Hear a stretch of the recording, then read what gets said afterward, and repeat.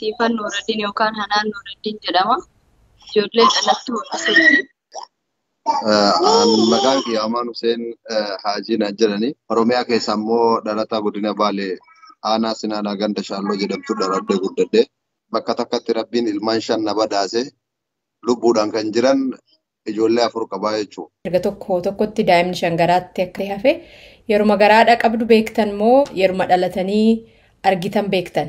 Anillee hin amanne akka 5 yookaan lakkuu 2 3 ta'a jedheetaniin beeka malee akka 5 ta'e hin beekne 5 ta'uu isaa gaafa guyyaa da'umsa xiyyaatti beekne. Yeroon ulfaa akkam ture tokko ol ta'uu erga beektees haa ta'uu san duras haa ta'uu walumaa gala haalli isaa akkam ture mee? Egaa daa'ima takkallee namni garaadhaa qabu hagam takka ulfaata dammootu da'umsa ulfaa walaa sanirratti hedduu namatti ulfaata akka baatii afurillee operaasyoon ta'ee ture.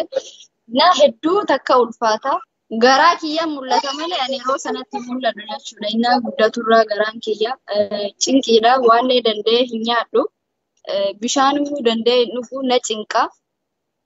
Alhamdulillah haasa'uu hin danda'u waan an keessa bahe hedduu takka ulfaata. San malees akkuma garaan ishii guddachaa deemeen haalli jiru itti ulfaachaa deemuu an ibsitu haati ijoolletun naannoo da'umsaatii fi da'umsa irratti waan tures akkanatti yaadatti.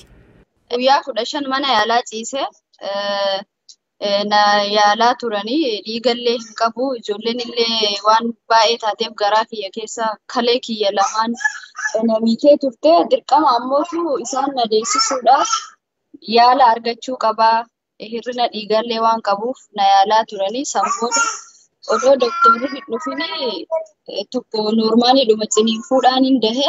San booda ammootu arfan kanneen operaasyooniidhaan dahe jechuudha.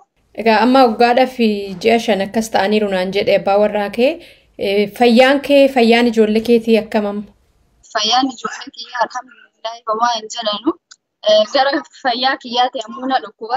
Isaan argadhee dhukkuba 3 operaasyoon godhee ammallee na dhukkuba.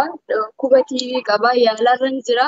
Ijoollee 4 erga tokko halkan tokko hin ka'aa tokko irra fa'aa hoosisuu sirraa eeggama ta'aa nyaachisuu daayiparii jijjiiruu. Halkan hin rafanii isaan ganama barii irratti rafuu halkan hirriba hin qabnu ta'aatuma isaanii waliin tattabachaatuma bulla. Hin ulfaata ka. Homaa waan goonu hin qabnu kennaa rabbii waan ta'eef ilmoo keetii dirqama rabbiin sirra kenne ofii keetii miidhamtee cabxee ilmoo kee gammachiisuu qabdu. Amaan karaa isaatiin jireenya baqattummaa keessatti ijoollee 4 guddisuun salphaa miti jedhee. Dhugaadhaan bara 2014 akka Awuroopaatti hidhamee ture. Hidhaadhaa baannaniin imala baqattummaa eegalee biyya kana dhufe. Waggaa 8 akka nama keessee jiran fakkaata baqattummaa keessatti. Haadha mana kiyyaas asumatti wal barreeni yoo inni achisee arri jedhamtu jala jirra. Waggaa dura daa'imman 5 jedhanii ogeessonni fayyaa itti himan waan itti dhagahame akkanatti yaadata. Miirri gammachuus na keessa ture. Miirri rifaatus na keessa ture.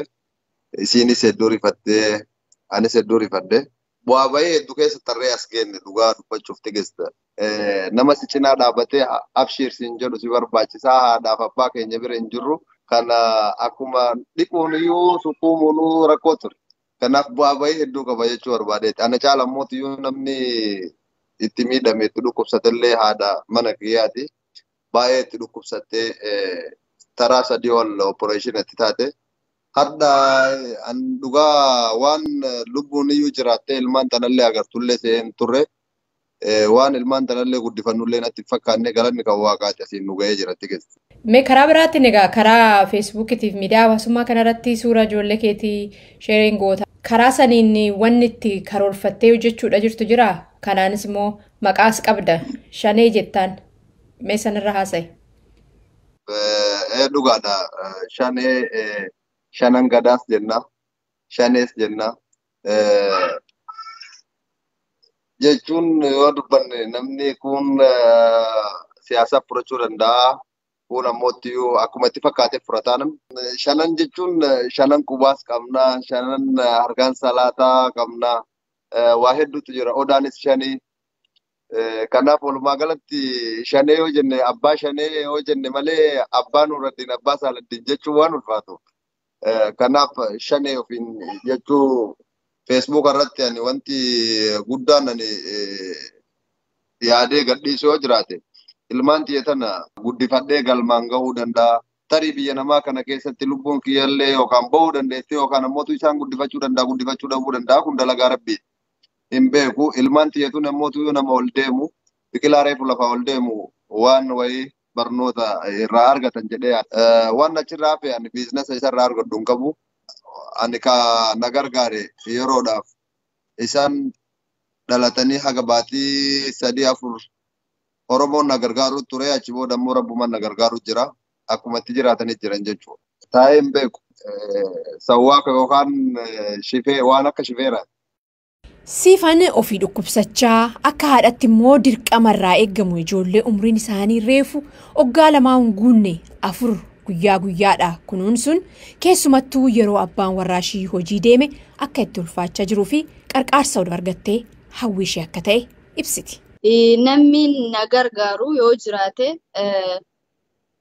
ilmaan kiyyaaf yoo namni biyya kana keessaa nu baasu jiraate yookaan ammoo gargaarsa dhaabbataa wayii namni na gargaaru yoo jiraate dhugaadha ani haadha inni abbaadha hojii inni ejjetu wama takkaayii wanti inni nu godhu osoo hojii anillee innillee ejjedhe omaa waan nuti silaa barbaadnu yookaan waan ilmaan kiyya barbaaddu sana galmaan nuuf hin ga'u haa ta'u malee alhamdulillah nyaannee bulla keenya kun hedduu ulfaata kana sana jedheellee himachuullee hin danda'u kiraa manaa kaffaluudhaaf hongoo ilmaan kennaa cufuudhaaf olii gadi deddeemaa kubaa kiyya. Abbaan daa'imman 4 Amaanis hawwii ijoollee isaatiif qabu laalchisee.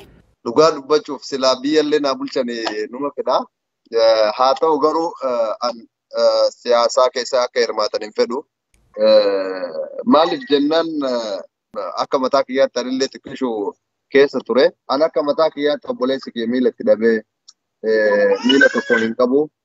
Obboleessi kiyya ka quxisuu akeraa haati fayyadette sabaa ol namni jedhamu miila tokko hin qabu.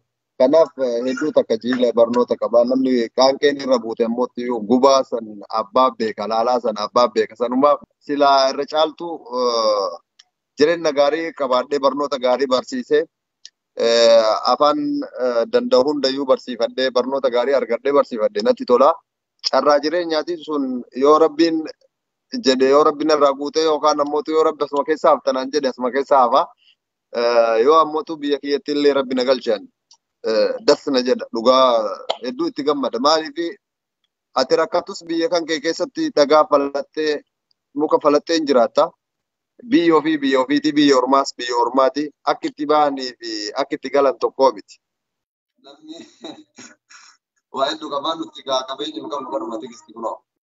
Tuutni daa'immanii 5 hoo tokko dhalatan afaan Ingiliziitiin quintuplets jedhamu waggaa ta'u odeeffannoon gama kanaan jiru akka agarsiisutti ulfa miliyoona 60 keessaa tokkotu carraa quintuplets ta'uu argata. Sunis maatii Siifanii fi Amaan maatii miliyoona 60 keessaa carraa san argate maatii tokkicha akka ta'an isaan godheera. Qophiin laba taanarraas kanumaa ani Tigist Gammeeti nagahan.